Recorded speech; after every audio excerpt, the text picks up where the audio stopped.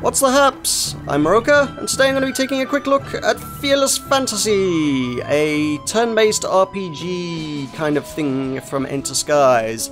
It's a little bit strange. I seem to be getting a lot of stuff that's a little bit strange these days. In fact, to be fair, to do this, that's rather doing this one a great disservice. It's very, very strange. We're going to take a look at the options menu before we get into it. Got effects and music on separate sliders. That's reasonable, that's okay. The rest of it's not so much. Display options, we have 1024 by 576 window or full screen. That is it. Teeny tiny window or full screen. Those are your options, nothing else. So from a video production standpoint, my options are black bars or upscaling. I've gone with upscaling. I don't know if that's the right choice, but cause I don't particularly like either choice, but I don't have much choice. So, also, graphical effects, you can turn off screen flashes and things, and dynamic camera, which can apparently affect performance. This game has recently had a major update, which apparently makes it continuously run at a rock-solid 60 frames per second all the time. But, apparently, I guess if you're on a lower-end rig, maybe you might have some issues, but honestly, it's not that demanding. Everything about this game kind of screams mobile port. It's not, actually. It's being ported to mobile devices, but everything about it feels like it is supposed to be a mobile title, honestly. And these options kind of back that up. And honestly, no, your pseudo-mobile game, folks, doesn't really tax my gaming machine. Sorry. So I'm gonna leave all the effects on. So, new game. Well, not new game. Continue my game. Let's continue on with the story mode. There's also survival mode, but I'll take a look at that once we've had a look at the story mode. So it's not like your traditional turn-based RPGs. I mean, the standard stuff in that format would be things like your Final Fantasy. You'd sort of expect a bit of open-world exploration, some dungeons, random battles, that kind of thing.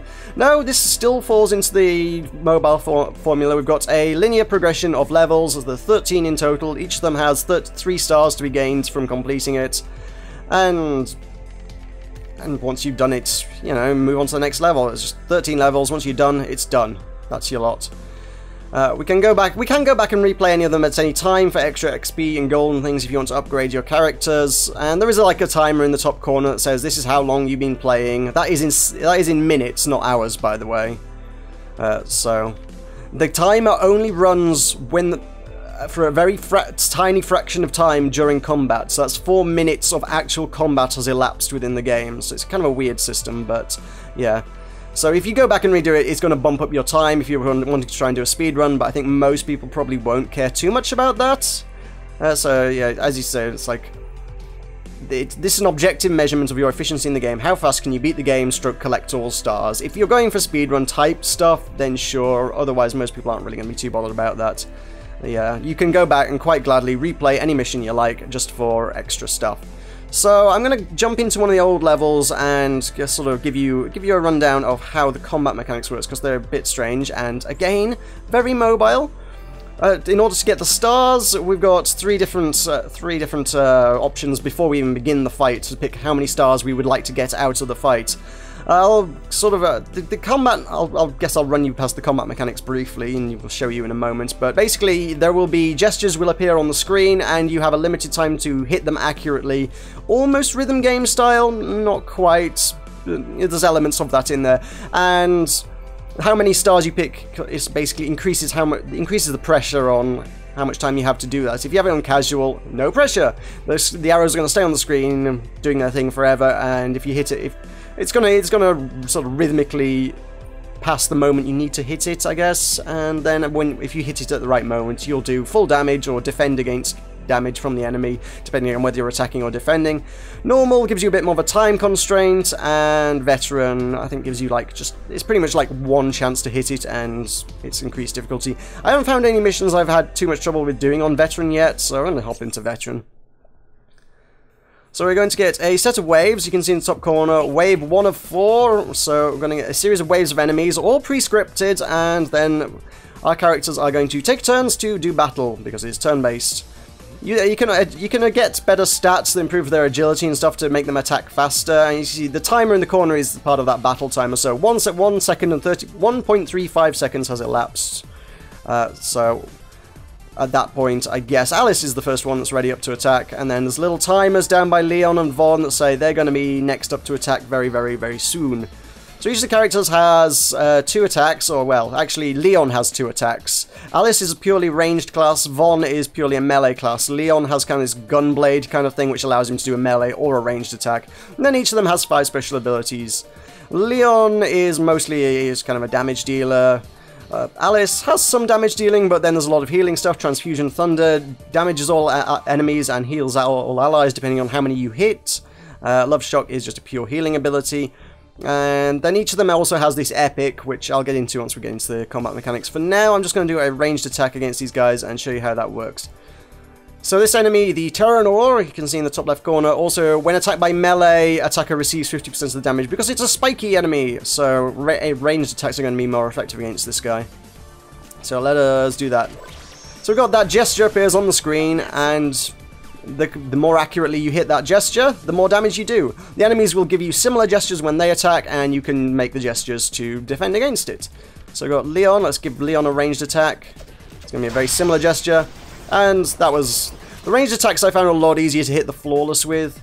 There's kind of a meter at the top of the screen. If I do another attack against this guy, keep an eye on the meter at the top of the screen. There's a little green bar, and the more arrows you hit, the more that meter fills up. If you hit lots of them really accurately, it hits a mark that's called Epic, which on a standard attack just means you do extra damage, but on these it activates the extra Epic effect. And then if you hit Flawless, it's like maxed out. That's as perfect as you can get.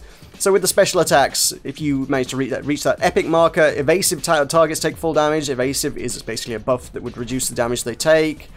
In that case, if you manage to hit all the markers during the heal gesture, then allies would also be cleansed of debuffs and things. So there's a lot of intricacies in there as well. So there's a shield-based thing that reduces the damage you would take, but if you manage to hit all the markers, you also heal and cleanse them of debuffs at the same time. So that could be quite powerful if you manage to hit it correctly. So let us use a special ability just so you can keep an eye on how things are working. These are going to be all the special abilities are going to be a lot more elaborate than the standard attacks, so they're going to be harder to pull off accurately, but I shall give it my best. That wasn't so hot, that was pretty poor actually. But she gets a few shots with this special attack. As you upgrade the abilities, and it's you do upgrade them over time, they basically gain extra layers of attack. So that's an enemy attack that I can defend against. That was okay, but not amazing. So I'll do a standard ranged attack against him. That was epic, but not perfect. So he's got a melee attack. Let's use a melee attack, or in fact he has a ranged attack. He's got a whole bunch of attacks. The yellow bars around them tell you how many points I put into them. So he's got some really crazy, elaborate stuff at higher levels that do really good damage, but the combos you need to pull them off are really nasty. I will go on. We'll have a look at one of those just for the sake of showing you what the heck that is, but. High risk, high reward, ranged attack with a massive damage bonus if I hit Epic. And I don't think I'm going to hit Epic, but let's have a go. I'm not really sure what this does, so yeah, I've got to hit those. Yeah, 20 damage because I missed one of them entirely. That's a really awkward one to do. So, let's go with... We've got Vaughn's stuff, so let's have a look at one of Vaughn's abilities. So, charged melee attack, all heroes become enraged, dealing double damage on their next attack, and if I hit Epic, get increased damage. This is kind of a cool one. So, he just kind of gets this line, kind of a weird one, and then that's it. I think the first one is part of, like, the charge, and then the second one is part of, like, the attack. It's kind of a weird system that I'm not 100% sure about. I've got an Epic defense, if nothing else. Even if you get a flawless defense, some enemies will still deal damage. I feel like if you get a flawless defense, it should block all damage, but sometimes it does, actually, but not always.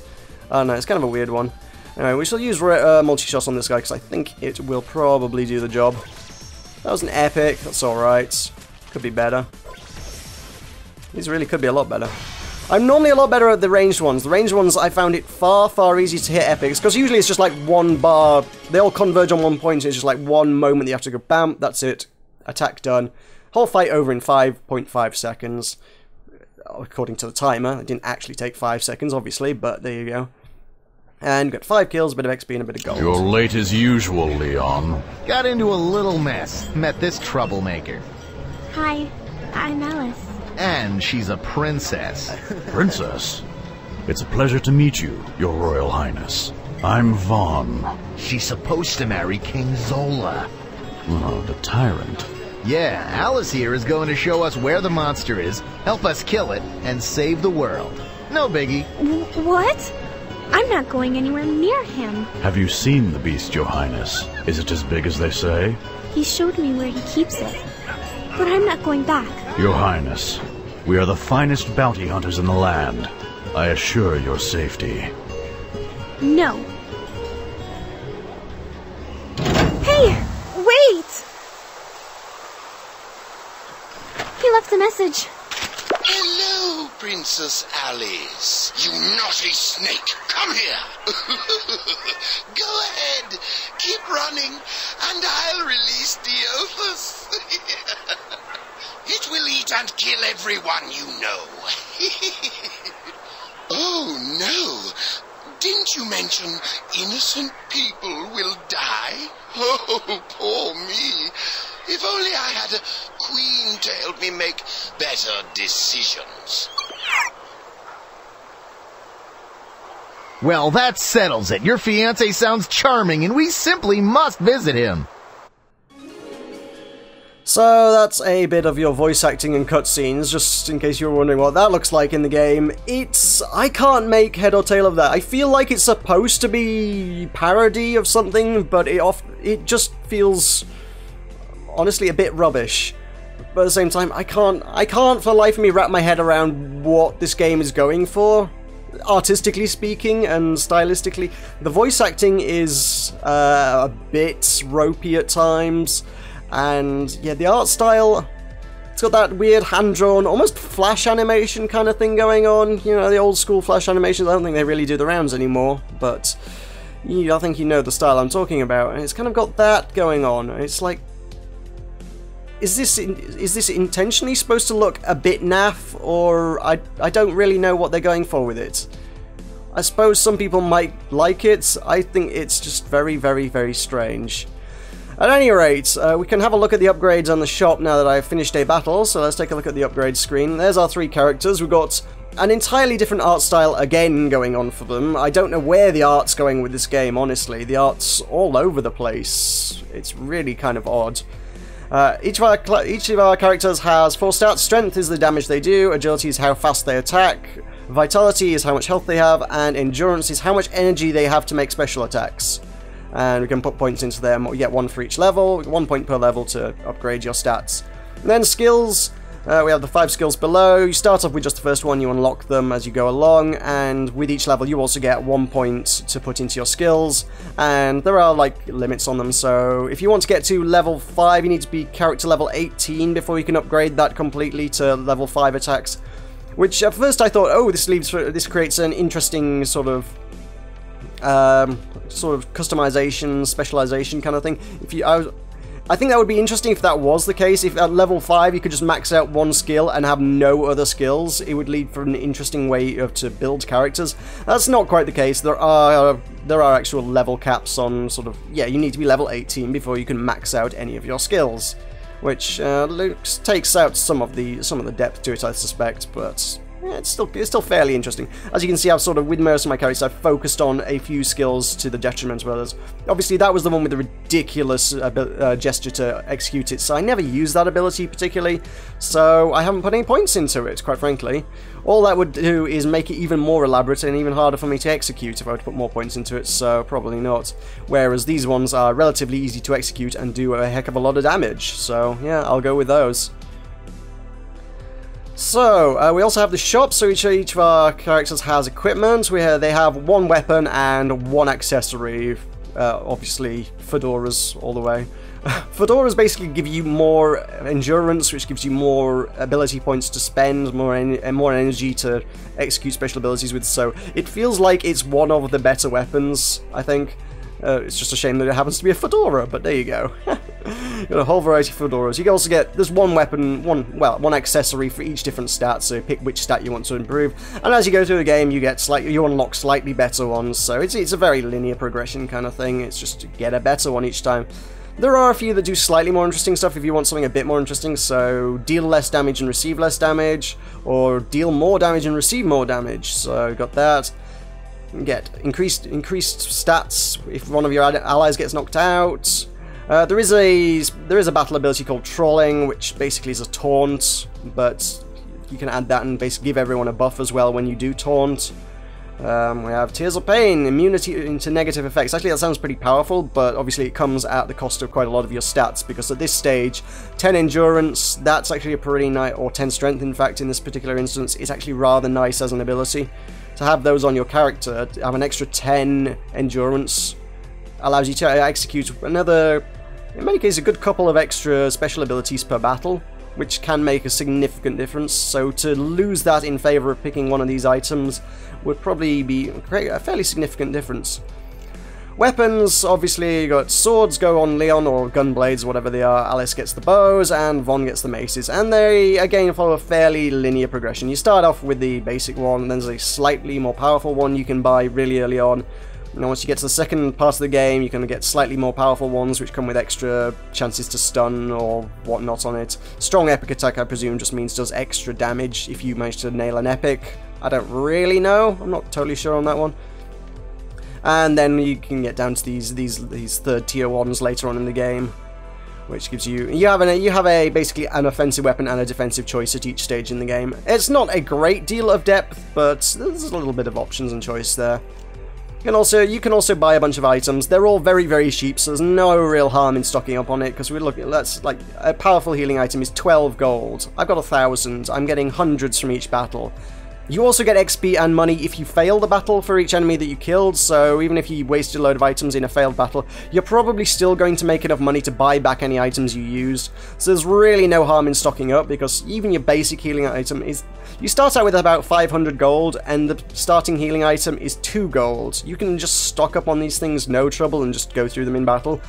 I don't find myself using them terribly often, but they are there when you need them, and they're not expensive, so there's really no downside to using them.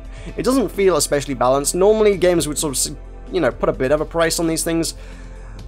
The shop mechanics are all just very strange. I mean, insofar as the items, if I were to sell that, I get full retail price back on it. That cost me 400. I can buy it back again for 400. It doesn't affect my money in any way, shape or form with a RPG kind of thing. Normally you would expect to sell items for less than you paid for them. Everything is fully interchangeable in this game. It's like, no, I can just get rid of it. Oh, yeah, let's buy it back again. It doesn't cost me anything whatsoever. So, there's a lot of freedom for experimentation and messing around with things. Even as far as the upgrades, if you right-click on any of them, say, oh, I want those 10 points back. I want to put them all in agility instead. I can do that. I don't want to do that particularly, but there's no penalty for respecking, basically. I don't know where that other... Oh, I still have 1 point to spend, don't I? Fine. Give him more strength, give her more points. Let's give him more strength. Yeah, that works. So yeah, you can do the same with your abilities. I can take all the points out of that, and I could put them all in that if I wanted. I don't particularly want, but you can do so if you want. There's plenty of room for experimentation and messing around with respecking things. I don't think it makes a dramatic change to things, because you've still got the same abilities, and it's just changing the numbers slightly. It's not going to completely change the flow of gameplay, but it just changes the balance of things slightly, and there's plenty of room to experiment there. I will head back out from here, because you've seen the story, you've seen the terrible voice acting and cutscenes and things. We shall have a look at the survival mode. Basically, this is what you'd expect it to be. It gives you level 20 characters. I mean, you're all level capped. Basically, you actually don't get enough skill points to max out everything. You've got enough skill points to put tier 4 in everything. And if you want to rebalance stuff, I can say, okay, I want those maxed out and I don't want that ability. I never particularly use her shield, so hey, why don't we just do that? Okay. You can completely drop one ability in favor of having 4 maxed out abilities, so yeah, let's do that. And in this one, I don't really use his tanky ability either, so yeah, let's max those out. And shop, you can go in there and mix things up as well. They've all got standard weapons and top-notch gadgets and things. I don't think necessarily I would want that, so let's just buy them all. Oh, you don't actually get enough money to buy max level everything. Okay, that's interesting. You only get enough money to buy tier 3 items, but not tier 4 items for everyone. You get 1 tier 4 item. Oh, that's kind of interesting. Okay. So fine. Is this legal? What did he have? He didn't. That wasn't enough money. Oh, he had a low item. He had the berserker. Oh no, he didn't. He had the Yeah, the bracelet, didn't he? Well, I'm not going to troll, so let's go with the Berserker necklace. Why not? So we can go in now. Basically, it's going to say how long can you survive and how quickly can you do it, you know. Let's start. So you play around with max level characters and it's going to give you a string of battles. I think this is quite an early kind of boss fight, but whatever. They say wave 1 of 14. It's a 14 wave fight, which is basically all the interesting stuff in the game going to be thrown at you. Well, let's start out with range attacks. And you have to treat it like a standard fight, so you've got your limited, you've still got the same limited energy, you've still got the same health pool, and you've got to make it through damn near everything in the game, which is going to be difficult. There's going to be a bit of an extra challenge there if people want to do that. Let's go with standard melee. I don't want to spend all my points too early, although I don't expect to get too far particularly. Flawless defense. Still does a little bit of damage to everybody, but nothing particularly significant. Of course, over the course of a long fight, that's going to add up, so there you go. Do need to try not to take too much damage. What's up? The enemies do have some interesting stuff going on. I think, is it this one? Yes. Some of the enemies have things like codependent, which is kind of an interesting one. This character cannot live by itself. If you kill all of its allies, that character will die, which is interesting. And, oddly enough, that character basically heals and buffs all of its allies. When this character is alive, allied characters receive 50% less damage from ranged attacks. So you probably want to kill it first because it's actually defending and indeed healing all of the other characters. However, if you do manage to kill all the others, it will die on its own. So there's an element of strategy involved there. Sometimes these kind of characters pop up with only one other ally that doesn't have a lot of health and you just like murder that one. It's like then it just dies. So that's maybe not quite as interesting. But in this case, it's actually quite an interesting fight because it's like you can kill these front three and then that'll die on its own, but they're going to be really difficult to kill while this one's alive. However, it does say allied characters. It itself does not take reduced damage from ranged attacks, so I'm totally going to just nail him with ranged attacks and see if I can't kill him. There you go. Boom. Dead. This is early level stuff, so they're really not going to be terribly hard to kill. And with a few good ranged attacks nailed perfectly, as I do. That wasn't perfect, but good enough. Oh, I missed that one. No! Nah, I missed the second one. You on my mark. I don't think there's any particular choice on how you play this. Oh, nuts! I'm messing these up. I don't think there's any particular choice over how you play survival mode. It's basically all going to be veteran difficulty, so you've only got like one chance to hit everything. This is, I think, the first boss character you encounter in the game, so this one... These take less damage from ranged attacks, and the middle one, which is the boss, if you defeat the boss, it ends the battle, but each of these, because they are bodyguards, they reduce the damage the boss takes. So whilst all 4 tentacles, whatever the hell they are, weird looking things, very weird looking things are, whilst they're alive, the boss cannot be damaged. If I kill one of them, it takes 25% damage. If I kill 2 of them, it'll take 50% damage. So it's in your interest to kill the tentacles first, but you could sort of take one out and then nuke down the boss if you really wanted. I don't think it would be the ideal strategy, but you could. So let's take out some tentacles because we're going to need to do that. That takes reduced damage from ranged attacks, so she's not going to be especially useful in this fight, except perhaps as a healer. I could do that. Oh, no. Some of Alice's abilities, which basically heal health or restore energy based on how many enemies you hit, would actually be quite effective in this fight, given that there are 5 enemies to hit. Or, well, not anymore, but there were. If you were to use that against everyone right off the bat, you'd probably heal quite a lot of health or energy or whatever. I don't particularly need that right now, but it would be an option. That was merely a success. That'll do. So they're going to heal the boss as well, so that's an extra incentive not to get involved with them. Hey, you.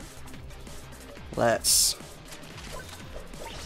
I'm messing some of these up. That was still epic in spite of it being a colossal screw up there, but hey. Let's... I've got all these specials, but, you know, I kind of feel like I should save them for later. No. There will be tougher enemies. This is, as I say... Oh! That may be the first flawless melee attack I've ever done. So, yeah. Let's take that out, and then the boss will be defenseless. Sweet. There will be tougher stuff going on, because obviously it kind of follows the progression of the story mode itself. Obviously the first stuff's really easy, and then we're on to the first boss, so it's going to be considerably more challenging. Is this one... No, I can use ranged attacks on this one. So yeah, let's use my ranged ability. That's flawless. Nice. That was flawless. Nice. That was flawless. What's cooking? There we go. So that was like 250 damage. That was a ridiculous amount of damage, to be quite honest. I rather like that. If you execute them well, not like that though. Yeah, that was a fail. I didn't even hit the basic criteria for hitting that one.